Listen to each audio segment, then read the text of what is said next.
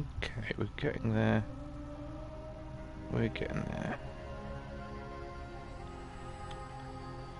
Just bear with us for a moment.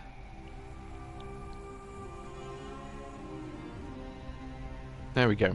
Okay, welcome aboard, ladies and gentlemen, boys and girls, animals, minerals and vegetables. We're playing Assassin's Creed, and we're actually going to be doing the Discovery Tour. The Discovery Tour, it says here, whether you're a hardened player, student or history fan, you can explore ancient Egypt at your own pace.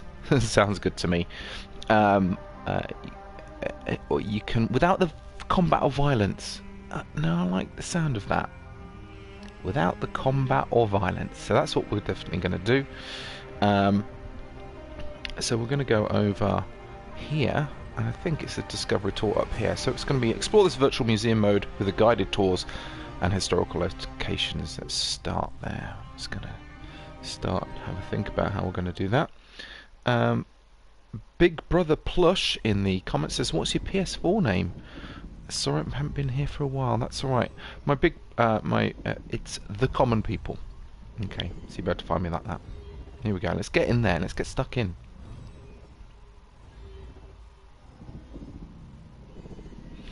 Doo-ba-doo. And of course, this is going to be archived on YouTube as well. So people, if you're not watching it live, that's fine. That's fine. I actually think in the UK, I think everybody's back to school. So it's kind of, 10:20 in the morning. Most young people are at school, which is good. Unless you're homeschool, which we do. My little young person's in the back doing his maths. Is it loading? Is this the loading screen? There we go. We're getting there. We're in there. It's saving and loading. Saving and loading. Saving and loading.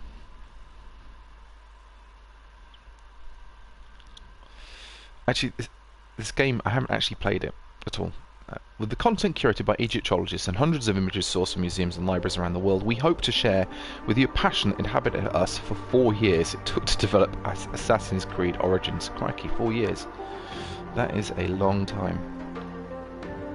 But it's a beautiful looking game. Welcome to Discovery Tour by Assassin's Creed, Ancient Egypt. Thank you. Guided tours will take you through majestic landmarks and acquaint you with ancient Egyptians and their culture. So exciting!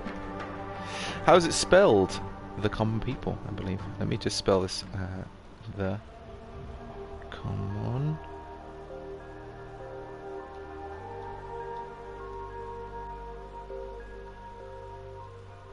There we go.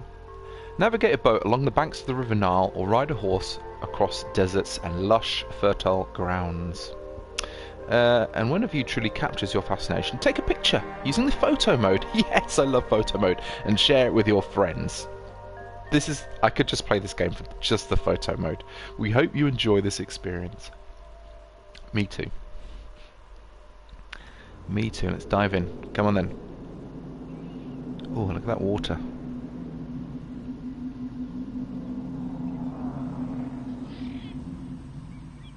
Nice. This is my character. Moody. To use your character, use the left stick to move your character, right? To start the tour. Oh, here we go. Number of stations, 8. Region, Alexandria. Learn about the design and layout of the city of Alexandria. Estimated time of 6 minutes. Goodness me. So I'll tell you what, we'll do Alexandria, the planning of the city, today. We'll just do a little 6-minute video, keep it short and sweet, and then I'll do another video tomorrow, and we'll see how we get on. Let's start the tour. Welcome to Alexandria, planning of the city. Okay. And do I just walk through these bits? Oh, Alexander's plan to build his great city began with a verse from Homer's Odyssey. No way. There is, in front of Egypt, in the sea with many swells, an island called Pharos. Guided by these clues, Alexander the Great founded his future city at the western end of the Nile Delta. That's right. Close. Awesome.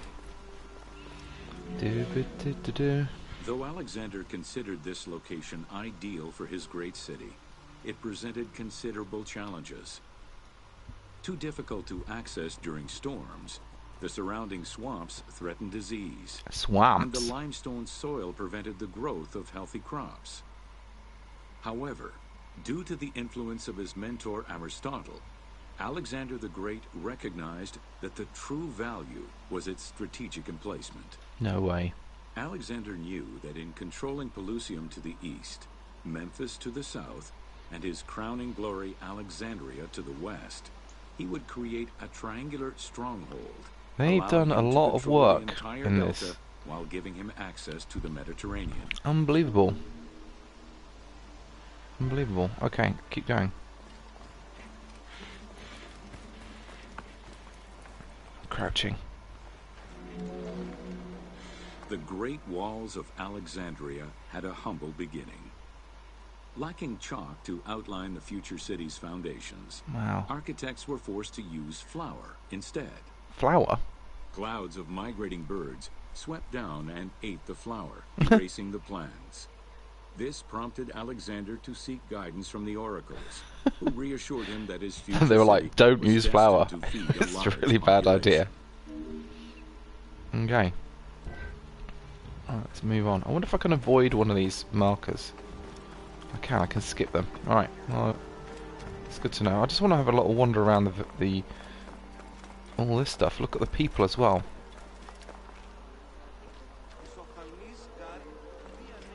Hello, mister. With your... Oh, you're looking at me. With your robe on. Don't look down here. Sorry, excuse me. Sorry. Oh, some fruit and vegetables. What's all this? Oh, I can stand here.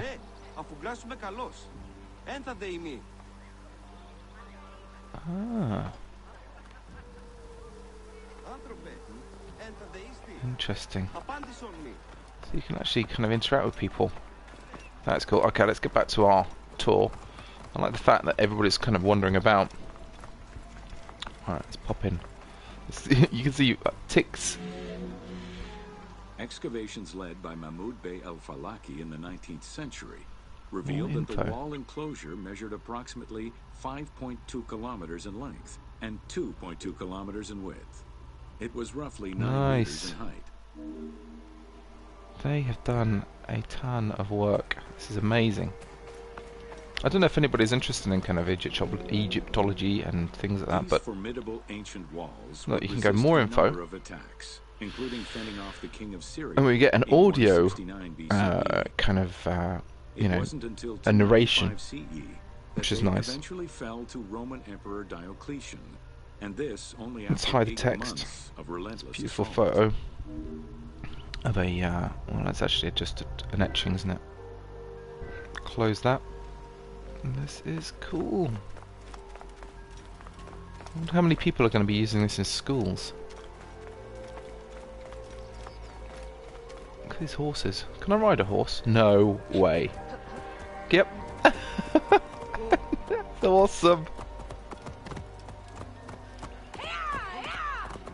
Yeah, watch out, everybody. Alexandria's principal architect, Dinocrates, chose a Hippodamian grid plan. The grid Hippodamian. maximized functionality, with wide, straight roads and Is it? canals running beneath them. Alexander recognized the military value of the city's design. The wide, parallel streets gave him optimal surveillance of the city, while allowing the unobstructed flow of troops. Interesting. Very interesting. So yeah, I mean, straight roads were kind of new. They're new concept. Let's keep going. A Right, I central didn't know there's a river in the corridor ran middle. from the Mediterranean's north port down to Lake Mareotis to the south. Let's have a look. This thoroughfare acted as an That is huge. unobstructed link for commercial trade and travel between the two ports. Many of the streets were bordered with grand buildings and parks, including Canopic Street, with its impressive gate bordering the eastern end. Wow, look at that there as well. Is that the library, the famous Library of Alexandria?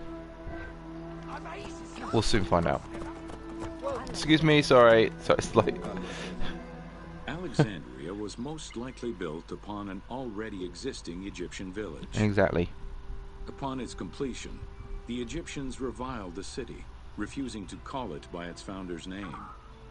Instead, they called it Raked, the building, as a mark of disdain, which was later Hellenized into Rakotis. Despite this, the name Alexandria would remain. Indeed. Tour complete! That's it. That was the whole Welcome to the Discovery Tour by Assassin's Creed. You can now explore ancient Egypt at your own pace or select options. Choose a new tour. Okay, cool. Open menu.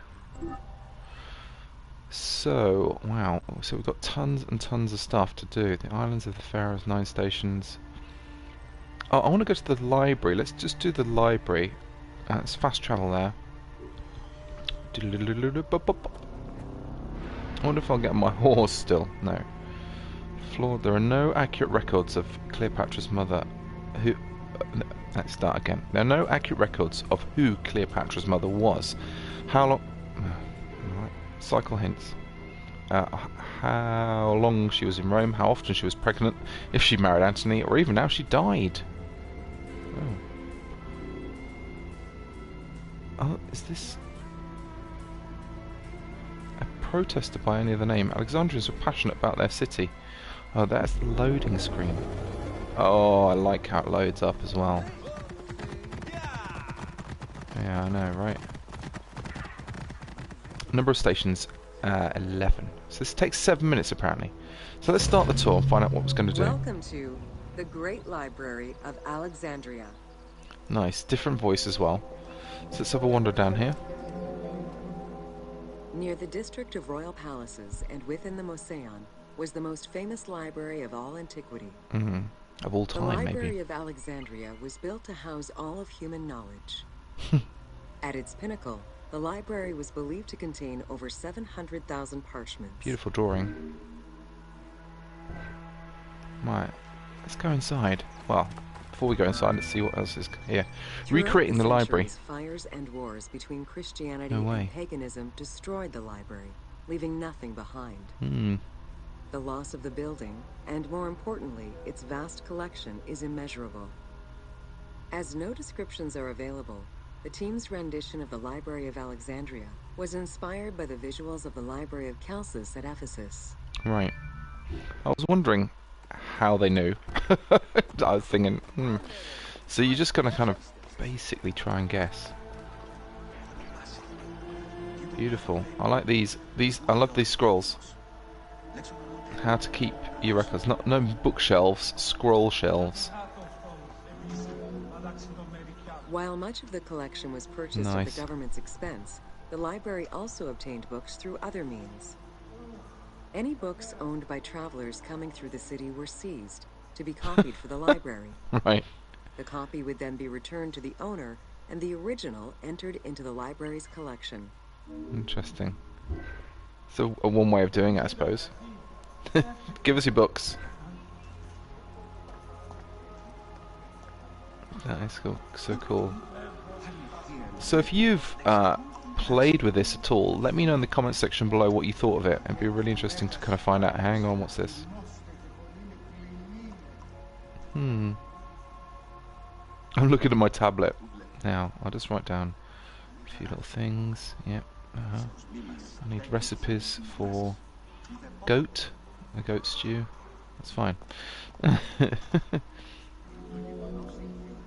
Alexandria offered unrivaled intellectual and cultural attractions. Eminent scholars from Athens, Rhodes, and other Greek centers traveled to the city to learn and engage with other free thinkers. Both the Moseon and the library were at the center of groundbreaking ideas and creative expression.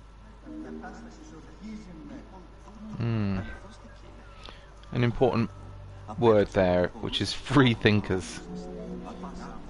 The great minds of antiquity were usually well versed in many disciplines, which were often associated to specific schools of thought. The Peripatetics, the Stoics, and the Cynics were among the most well-known schools of the time. The Cynics. It Awesome. is clear that Alexandria lived up to its fundamental role as a city for intellectuals, nurturing many great minds whose impact reverberates through our modern world. Hmm.